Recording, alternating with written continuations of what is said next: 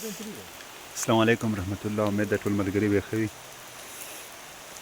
جمعه ورځ ده، 2 تاریخ دی، 15مه میاشت ده او ماشاءالله تاسو کتلی شو او ښکلی باران شروع شولو میدان کې سپرلی دی لیکن خیلی علاقه ده.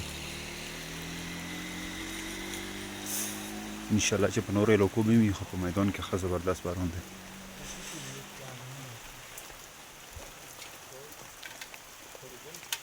تاسو لیدلی شو.